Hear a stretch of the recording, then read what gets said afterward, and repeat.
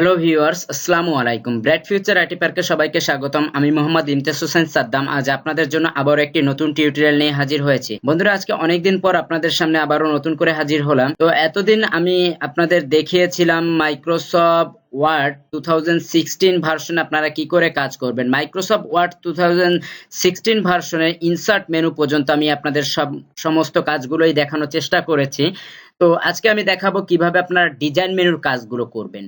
সর্বপ্রথম দেখেন, ডিজাইন মেনুতে যদি আপনি যান, ডিজাইন মেনুতে যাওয়ার পর আপনি থিমস দেখতে পাচ্ছেন।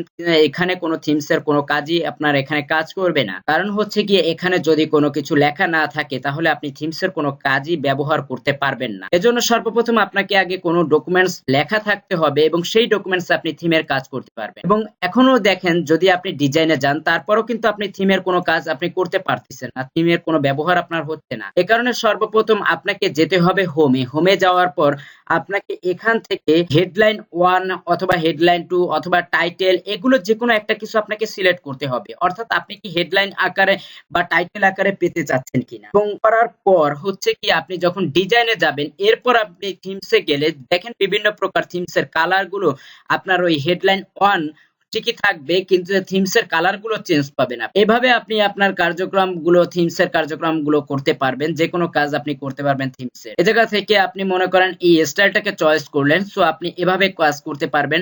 এবং এখান থেকে দেখেন টাইটেলের আরো কিছু স্টাইল আছে, আপনি যদি চান সেই স্টাইল গুলোকে আপনি চাইলে ব্যবহার করতে পারবেন। যেমন আপনি একটু ইন্টার প্রেস করে যদি আমি নিচে আসি তাহলে আপনাদের জন্য দেখতে সুবিধা হবে। তো এই জায়গা থেকে দেখেন, আপনি যে স্টাইলে যাবেন না কেন সেই স্টাইলটা কিন্তু এখানে হয়ে যাচ্ছে। সো এভাবে আপনি যে কোনো টাইটেলটাকে ইউজ করতে পারবেন, যে স্টাইলের টাইটেলটাকে আপনি চান। এরপর হচ্ছে গিয়ে কালার, আপনি যদি কালারটাকে চেঞ্জ করতে চান তাহলে আপনি কালারটাকে চাইলে চেঞ্জ করতে পারবেন। এই জায়গা থেকে দেখেন, আপনি যে কালারটাকে ইউজ করতে চাচ্ছেন সেই কালারটা কিন্তু আপনার চেঞ্জ হবে। এই জায়গা থেকে আপনার যে কোনো কালারটাকে আপনি চাইলে ইউজ করতে পারবেন। আপনি এই কালারটাকে চাচ্ছেন, ওকে ফাইন, আপনি এই কালারটা ইউজ করতে পারবেন, কোনো প্রবলেম নেই। এবং যদি আপনি এই জায়গা থেকে গ্রিন অথবা রেড আকারে কোনো কিছু চান তাহলে আপনি সেটাও পাবেন। এবং এখান থেকে যদি আপনি এই কালারটা চান তাহলে আপনি সেটাও পাবেন। এভাবে আপনি যে কোনো কালারটাকে করতে পারবেন। এরপর দেখেন হচ্ছে গিয়ে প্যারাগ্রাফ, অর্থাৎ একটা প্যারাগ্রাফ থেকে প্যারাগ্রাফের ফাঁক বা স্পেসটা কতটুকু হবে। যেমন এই দুটো প্যারাগ্রাফ, এখানে দেখেন দুটো প্যারাগ্রাফ আছে।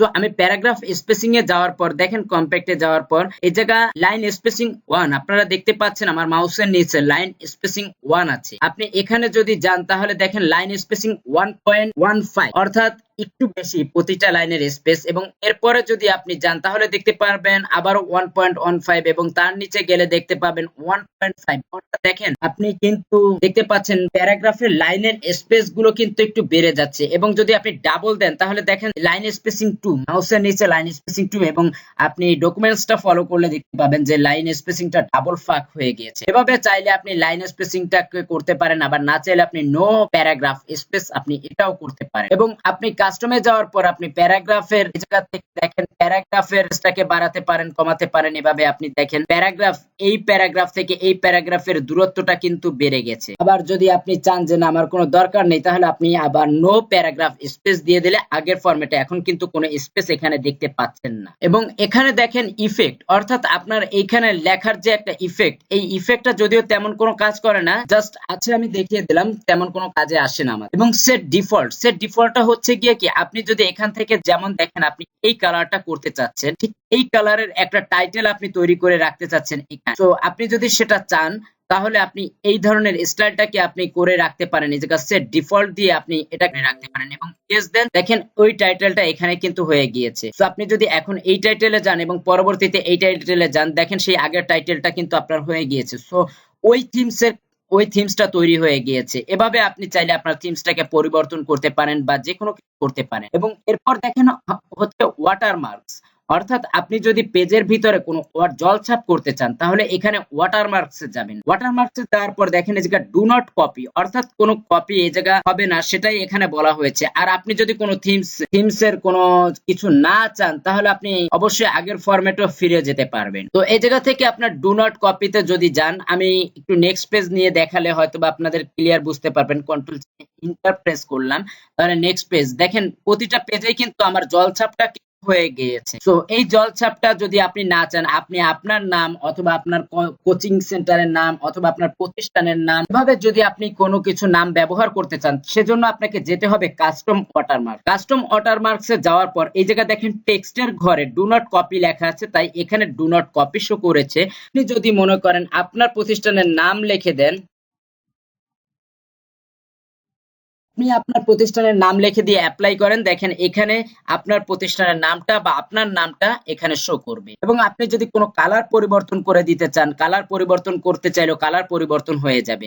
এবং এই জায়গা দেখেন সেমি ট্রান্সপারেন্ট এর টিক চিহ্নটা যদি উঠিয়ে দিয়ে অ্যাপ্লাই করেন, তাহলে দেখতে পাবেন লেখাটা একটু গাঢ় দেখাচ্ছে। এবং এই জায়গা থেকে অন্য যে কোনো কালার চাইলেও আপনি সেটাও করতে পারবেন জলছাপ আকারে। এবং হরিজেন্টাল যদি আপনি করেন, তাহলে হরিজেন্টাল করার পর দেখতে পাবেন লেখাটি সোজাসুজি আছে। তো বেশিরভাগই জলছাপ ডায়াগোনালি করা হয়, তো যদি কারো প্রয়োজন হয় হরিজেন্টাল চাইলে করতে পারে।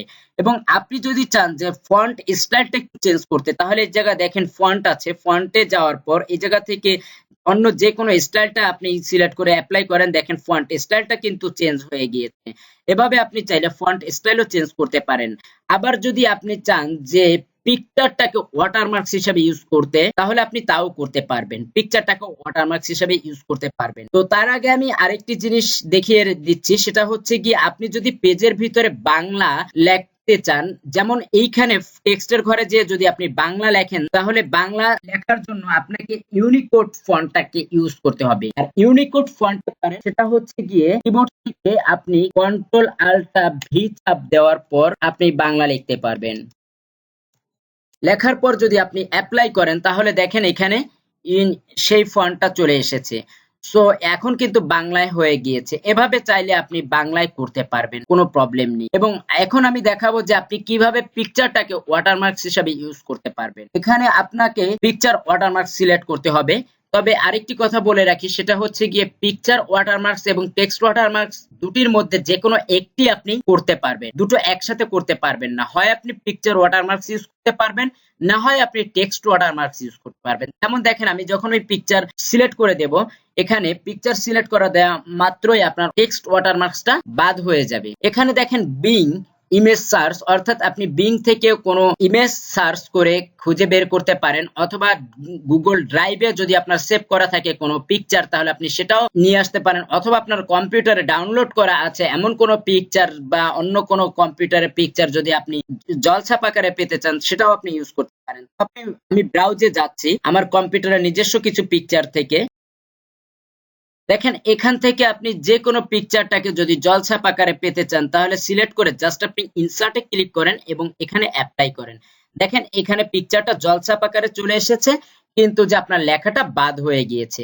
এবং ওয়াশ আউটের টিক চিহ্নটা যদি আপনি উঠিয়ে দিয়ে অ্যাপ্লাই করেন, তাহলে দেখতে পাবেন আপনার লেখাটা গাঢ় হয়েছে। এবার আপনি জাস্ট ক্লোজ করে দেন এবং এই জায়গা দেখেন আপনার পিকচারটা কিন্তু জলছাপ আকারে দেখা যাচ্ছে। যদিও এখানে আপনার থিমস ব্যবহার করা হয়েছে, তাই থিমস এর কারণে এগুলো দেখা যাচ্ছে না। এবং আপনার যদি কোনো থিমস এর প্রয়োজন না হয়, যদি আপনি নরমাল ভাবে করতে চান, আপনি নরমাল ভাবেও চাইলেও নরমাল ভাবে করতে পারেন। যেমন এই লেখাগুলোকে জাস্ট আপনি কপি করে নিয়ে আসেন, আপনি এই লেখাগুলোকে কপি করে নিয়ে আসার পর জাস্ট এখানে পেস্ট করে দেন। এবং আপনি যদি এখানে দেখেন জলছাপ আকারে দেওয়ার পরও এখানে লেখাটা অমিট অবস্থায়, মানে পিকচারটা পুরোপুরি দেখা যাচ্ছে না, কারণ এই জায়গা থিমস ব্যবহার করা হয়েছে। বাট আপনি যদি কোনো থিমস না চান, তাহলে জাস্ট আপনি লেখাটাকে সিলেক্ট করেন এবং লেখাটাকে সিলেক্ট করার পর আপনি এখান থেকে হোমে চলে যান এবং হোমে যাওয়ার পর এই জায়গা থেকে কর্নারে ক্লিক করে এই জায়গা দেখেন ক্লিয়ার ফরম্যাট।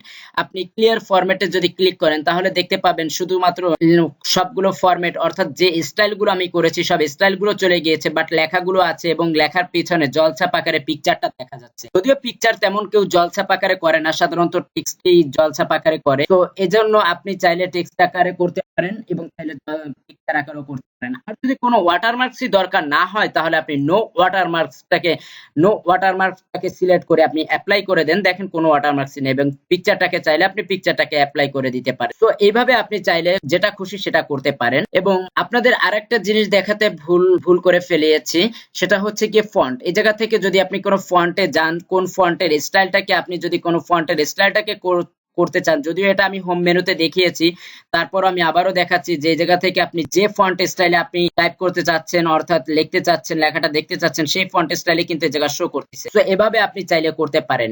এবং পেজ কালার, এরপর হচ্ছে কি এই জায়গা দেখেন আপনি বিভিন্ন রকম পেজ কালার আছে, আপনি যে পেজ কালারটা করতে চান আপনি সেই পেজ কালারটা সিলেক্ট করে দিলেই হয়ে যাবে। আবার যদি আপনার কোনো পেজ কালার দরকার না হয় তাহলে আপনি নো পেজ কালার দিয়ে দিতে পারেন। আবার যদি আপনার মোর কালার দরকার হয় তাহলে আপনি এই জায়গা থেকে অন্য আরো যে কোনো কালার আপনি চাইলে ইউজ করতে পারেন। এবং যদি আপনার ফিল ইফেক্ট অর্থাৎ ইফেক্ট আকারে দুটো কালার করতে চান তাহলে টু কালার সিলেক্ট করবেন এবং দেখেন এই জায়গা হোয়াইট এবং স্কাই যে কালারটা আছে সেটা সংমিশ্রণে আপনার অর্থাৎ যাকে বলা হয় গ্রেডিয়েন্ট কালার, এভাবে আপনি চাইলে পেজের কালার করতে পারবেন দুটো পেজকে। এবং আবারও ফিল ইফেক্টে যাওয়ার পর যদি আপনি কালার চেঞ্জ করতে চান তাহলে এই জায়গা থেকে কালার চেঞ্জ করে নিতে পারেন, যে কোনো কালারটাকে আপনি চাইলে করতে পারেন। এই জায়গা থেকে মোড়ে যাওয়ার পর আপনি দেখেন এই জায়গা থেকে গোলাপি কালার করতে চাচ্ছেন, ওকে ফাইন, আপনি গোলাপি কালার করতে পারেন এইভাবে আপনি। তারপর ভার্টিক্যাল লম্বা ভাবে হবে, এই ইফেক্টটা লম্বা ভাবে হবে, পেজের ভিতরে ডায়াগোনাল কর্নার ভাবে হবে, এভাবে আপনি দিয়ে দেখবেন যেটা আপনার পছন্দ হয় সেটা আপনি চাইলে করতে পারেন। এবং অ্যাপ্লাই করে ওকে করে দেখেন আপনার কালারটা সেভাবে হয়ে গিয়েছে। সো এভাবে আপনি চাইলে পেজের কালার দিতে পারেন। এবং টেক্সচার, যদি এখান থেকে আপনি টেক্সচারে কোনো কালারটাকে ইউজ করতে চান অর্থাৎ এই ধরনের কোনো স্টাইলটাকে আপনি ইউজ করতে চান তাও আপনি করতে পারবেন। এবং আরো আমি দেখাচ্ছি, এটা হচ্ছে প্যাটার্ন। সো প্যাটার্নসে যাওয়ার পর এই জায়গা থেকে আপনি কালারটাকে একটু চেঞ্জ করে নেন এবং এই ধরনের কোনো স্টাইল যদি আপনি চান এই জায়গা দেখেন আপনি প্রিভিউতে দেখতে পাবেন এইখানে। তো এটা আপনি চাইলে এভাবে করতে পারবেন। আরো দেখাচ্ছি, যদি আপনি সম্পূর্ণ পিকচার ইউজ করতে চান, সম্পূর্ণ পেজে পিকচার ইউজ করতে চান, আমি আগের বার দেখিয়েছি আকারে পিকচার, আর এখন সম্পূর্ণ পিকচারটাকে যদি আপনি করতে চান তাহলে আপনি ফ্রম ফাইলে যাবেন এবং এই জায়গা থেকে যে পিকচারটাকে আপনি করতে চাচ্ছেন সেই পিকচারটাকে আপনি ব্যবহার সিলেক্ট করে দিয়ে জাস্ট ওকে করে দেন, তাহলে দেখেন সমস্ত পেজ জুড়েই ওই পিকচারটা আপনার কালার মানে ফিক্সড হয়ে যাবে এবং ওই পিকচারের উপর লেখা হয়ে যাবে সমস্ত পেজ জুড়ে ওই পিকচারটা। তো এভাবে আপনি চাইলে ফিল ইফেক্টে যে বিভিন্ন কাজগুলো করতে পারবেন এবং যদি কোনোটাই দরকার না হয় তাহলে নো কালারে চলে যাবেন। এবং এরপর হচ্ছে গিয়ে পেজ বর্ডার। আপনি যদি পেজ বর্ডারে যান তাহলে দেখতে পাবেন এখানে পেজ বর্ডার নামে নান আছে, অর্থাৎ কোনো কিছু নেই। যদি আপনি বক্সটাকে সিলেক্ট করেন, বক্সটাকে সিলেক্ট করার পরে জায়গা থেকে যে স্টাইলকে আপনি সিলেক্ট করবেন সেই স্টাইলটা আপনি হয়ে যাবে। দেখেন এই প্রিভিউতে আমরা দেখতে পাচ্ছি পেজের চারপাশে, অতএব দেখেন এখানে আপনি পেজের চারপাশে কিন্তু বর্ডার হয়ে গিয়েছে, প্রতিটা পেজেই এই ডকুমেন্টসের সবগুলো পেজেই কিন্তু বর্ডার হয়ে যাবে। এভাবে আপনি চাইলে বর্ডারের স্টাইলটাকে পরিবর্তন করতে পারেন। এই জায়গা আরো বিভিন্ন ধরনের স্টাইল আছে, আপনি চাইলে কালারটাকে পরিবর্তন করতে পারেন, এই জায়গা থেকে বিভিন্ন ধরনের কালার আছে, আপনি চাইলে এই স্টাইলটাকে আরেকটু মোটা করতে পারেন, এই জায়গা 6 করে দিয়ে আপনি আরেকটু মোটা করতে পারেন। দেখেন এই জায়গা থেকে মোটা হয়ে যাবে, সো আরেকটু মোটা হয়ে গিয়েছে, এভাবে আপনি করতে পারেন। এবং এই জায়গা থেকে দেখেন আমি যদি এটা ক্লিক করি অর্থাৎ ডিসিলেক্ট করে দিই তাহলে দেখেন উপরের অংশে কোনো বর্ডার থাকবে না। আমি একটু ওকে করে দেখাচ্ছি, উপরের অংশে কোনো বর্ডার নেই, প্রতিটা পেজেরই উপরের অংশে কোনো বর্ডার নেই, নিচে এবং দুই পাশে বর্ডার আছে। তো এভাবে যদি আপনি চান তাহলে সেটাও করতে পারেন। এবং নিচে চাইলে নিচে করতে পারেন, লেফট সাইডে করতে চাইলে লেফট সাইডে করতে পারেন, রাইট সাইডে চাইলে রাইট সাইডে করতে পারেন, আপনার যেখানে দরকার হবে সেখানে আবার নিয়েও আসতে পারেন, এভাবে আপনি করতে পারেন। এবং আরো কিছু বর্ডার স্টাইল যদি আপনি করতে চান এখানে আর্টে ক্লিক করবেন, আর্টে যাওয়ার পর এই জায়গা দেখেন বিভিন্ন ধরনের আরো অনেক সুন্দর সুন্দর স্টাইল আছে। সো আপনি এই জায়গা থেকে যেটা আপনি চাচ্ছেন সেটা করে দিতে পারেন এবং এই জায়গা থেকে আপনি ওকে করে দেখেন এই জায়গা ফুল আকারে আপনার পেজ বর্ডারটা হয়ে যাবে। আপনি যদি মোটা করতে চান তাহলে এই 12 মুছে দিয়ে আপনি 20 করে দেন, 20 করে দেওয়ার পরে জায়গা ওকে করেন তাহলে দেখবেন আগে থেকে একটু মোটা হয়ে গেছে। আরো মোটা চাইলে আপনি আরো মোটা করতে পারবেন, কোনো সমস্যা নাই। এভাবে আপনি চাইলে পেজ বর্ডার করতে পারেন। এবং পেজ বর্ডারের পর আমি দেখাবো লাইন বর্ডার, অর্থাৎ এই লাইনটা মনে করেন আপনার একটা ইম্পর্টেন্স লাইন। তো এই লাইনটাকে আপনি বর্ডার করে দেখাতে চাচ্ছেন যে এটা আপনার একটা ইম্পর্টেন্ট লাইন। এই কারণে আপনাকে পেজ বর্ডারে যাওয়ার পর এখানে দেখেন শুধু বর্ডার আছে, শুধু বর্ডারে আপনি ক্লিক করবেন, ক্লিক করার পর এখানে নান আছে অর্থাৎ কোনো বর্ডার নেই, বক্স সিলেক্ট করে দিবেন। বক্সটাকে সিলেক্ট করার পর এখান থেকে আপনি এই জায়গা থেকে যে কোনো স্টাইলটাকে সিলেক্ট করবেন এবং যদি কালার করতে চান আপনি সেই কালারটাকে সিলেক্ট করে দিবেন। কালারটাকে সিলেক্ট করার পর আপনি জাস্ট ওকে করে দেন, দেখেন ওই লাইন জুড়েই কিন্তু আপনার বর্ডারটা হয়ে গিয়েছে। সো এভাবে আপনার কোনো ইম্পর্টেন্স লাইনটাকে আপনি বর্ডার করে দেখাতে পারেন। আবার যেমন দেখেন এই লাইনটায় আপনি বর্ডার করতে চাচ্ছেন কিন্তু যে সম্পূর্ণ লাইন জুড়ে না, শুধুমাত্র লেখা যতটুকু আছে তার চারপাশ থেকে আপনি বর্ডার করতে চান, তাহলে আপনাকে যেটা করতে হবে শুধুমাত্র লেখাটুকু সিলেক্ট করতে হবে, এখানে কোনো স্পেস সিলেক্ট করা যাবে না। আপনারা দেখতে পাচ্ছেন আমার একটা স্পেস কিন্তু সিলেক্ট হয়ে গিয়েছে, সো সিলেক্ট করা যাবে না।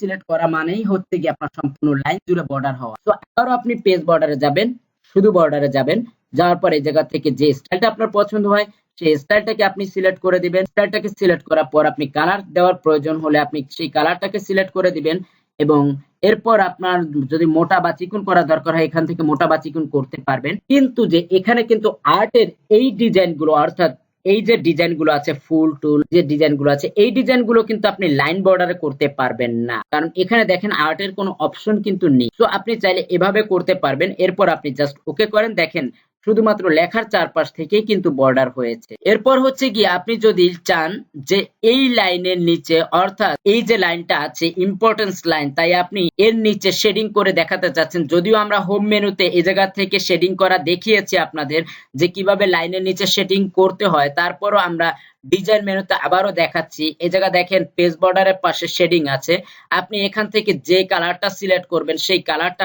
সিলেক্ট হয়ে যাবে এবং সেই কালারটা আপনার ওই লাইন জুড়ে নিচে শেডিং আকারে দেখা যাবে। তো এভাবে আপনি চাইলে পেজ বর্ডার শুধু বর্ডার শেডিং করতে পারেন। এবং শেডিং এর নিচে দেখেন এই জায়গায় স্টাইল আছে, সো এই জায়গা থেকে আপনি যদি স্টাইল করেন তাহলে ওই শেডিং এর নিচে ফোটা ফোটা আকারে স্টাইল দেখা যাবে, তাইলে আপনি এটাও করতে পারেন। তো বন্ধুরা এই ছিল আমাদের ডিজাইন মেনু। যদি কারো কোনো প্রবলেম হয় কোথাও বুঝতে আমাকে অবশ্যই কমেন্টস করে জানাবেন, আমি চেষ্টা করব আপনাদের প্রবলেম গুলো সলভ করার জন্য। এবং আমার ভিডিওটি ভালো লেগে থাকলে অবশ্যই লাইক কমেন্ট শেয়ার করবেন এবং আমার চ্যানেলটি সাবস্ক্রাইব করতে ভুলবেন না, কারণ আমি চেষ্টা করব এবং চেষ্টা করিও সবসময় আপনাদের শিক্ষামূলক কিছু টিউটোরিয়াল দেওয়ার জন্য, যাতে আপনারা নিজেরা ঘরে বসেই এই কাজগুলো শিখতে পারেন, কোনো প্রতিষ্ঠানে যাওয়ার দরকার না হয় অথবা কারো কাছে যে শিখতে না হয়। সো আমার চ্যানেলটি যদি আপনারা সাবস্ক্রাইব করে রাখেন তাহলে এরকম শিক্ষামূলক টিউটোরিয়াল অবশ্যই সবসময় আপনারা পেতে থাকবেন আশা করি। এবং এটা হচ্ছে কি আমার bright future IT park fan page, অর্থাৎ আপনি যদি আমার এই ফ্যান পেজে লাইক দিয়ে রাখেন তাহলে আমার সমস্ত টিউটোরিয়ালের লিংক গুলো অথবা জব সংক্রান্ত যে কোনো লিংক গুলো আপনি এখান থেকে পেয়ে যাবেন। কারণ অনেকে ইউটিউবে সবসময় না ঢুকলেও ফেসবুকে দিনে একবার দুবার হলেও ঢোকে, তো এই কারণে ফেসবুক থেকে আপনি আপডেট ইনফরমেশনটা পেতে আপনি এই পেজটাতে অবশ্যই লাইক দিয়ে রাখবেন। দেখেন এখানে আমার সমস্ত টিউটোরিয়াল গুলোর লিংক গুলো দেওয়া আছে। সো এটা হচ্ছে গিয়ে bright future IT park group page. আপনি এই গ্রুপ পেজে অ্যাড হয়ে মেম্বার হয়ে আপনার যে কোনো প্রবলেম গুলো আমার সাথে ডিসকাস করতে পারবেন, যে কোনো প্রবলেম আমার সাথে ডিসকাস করতে পারবেন। এবং Microsoft office application fan page, অর্থাৎ আপনি এই ফ্যান পেজে লাইক দিয়ে রাখলে আপনার মাইক্রোসফট অফিস অ্যাপ্লিকেশন সংক্রান্ত যে কোনো তথ্য আপনি এখান থেকেই পাবেন। সো বন্ধুরা সবাই ভালো থাকবেন, সুস্থ থাকবেন এবং আমার পরবর্তী টিউটোরিয়ালের জন্য অপেক্ষায় থাকুন। আল্লাহ হাফিজ।